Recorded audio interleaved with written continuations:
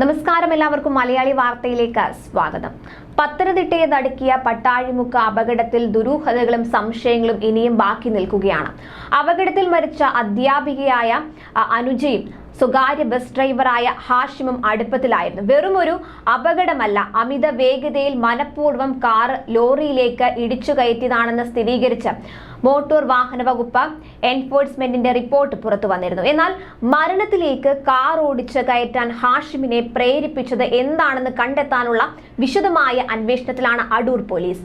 അനുജയെ കൊലപ്പെടുത്തി ഹാഷിം ജീവനൊടുക്കിയതാണോ, അതോ ഇരുവരും ഒരുമിച്ച് തീരുമാനമെടുത്ത് മരണത്തിലേക്ക് വാഹനം ഓടിച്ചു കയറ്റിയതാണോ എന്നതിൽ ഇനിയും വ്യക്തത വന്നിട്ടില്ല. ഹാഷിം അനുജയുടെ കയ്യിൽ നിന്ന് പലതവണ പണം വാങ്ങിയിട്ടുണ്ടെന്ന് പോലീസ് സംശയിക്കുന്നുണ്ട്.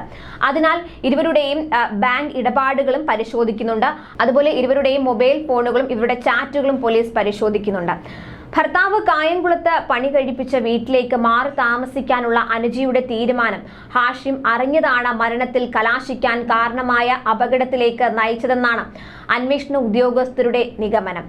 മാർച്ച് 30-നാണ് മറ്റപ്പള്ളിയിൽ നിന്ന് കായംകുളത്തേക്ക് താമസം മാറാൻ അനുജ തീരുമാനിച്ചതെന്നാണ് വിവരം. അനുജ കൈവിട്ടു പോകുമെന്ന് കരുതിയാണ് ക്രൂരകൃത്യത്തിലേക്ക് ഹാഷിം നീങ്ങിയതെന്നാണ് സൂചന.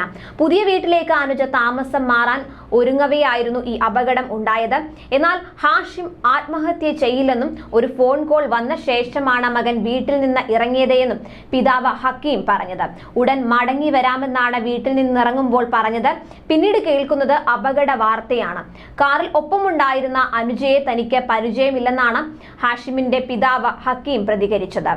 തുമ്പമൺ ഹയർ സെക്കൻഡറി സ്കൂളിൽ താൽക്കാലിക അധ്യാപികയായിരുന്ന അനുജയ്ക്ക് PSC വഴി ഹയർ സെക്കൻഡറി അധ്യാപികയായി സ്ഥിര നിയമനം ലഭിച്ചിരുന്നു.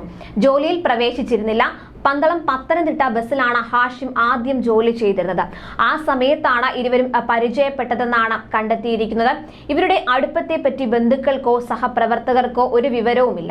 എന്നാൽ അടുത്തിടെയാണ് അനുജയുടെ ഭർത്താവിന് ഇരുവരുടെയും ബന്ധത്തെക്കുറിച്ചുള്ള വിവരം ലഭിക്കുന്നത്. ഹാഷിം 3 വർഷമായി ഭാര്യയുമായി വേർപിരിഞ്ഞ് താമസിക്കുന്നയാളാണ്. അനുജയുടെ വീട്ടിൽ ഹാഷിമിനെ 2-3 തവണ കണ്ടതായും നാട്ടുകാരിൽ ചിലർ പറഞ്ഞിരുന്നു.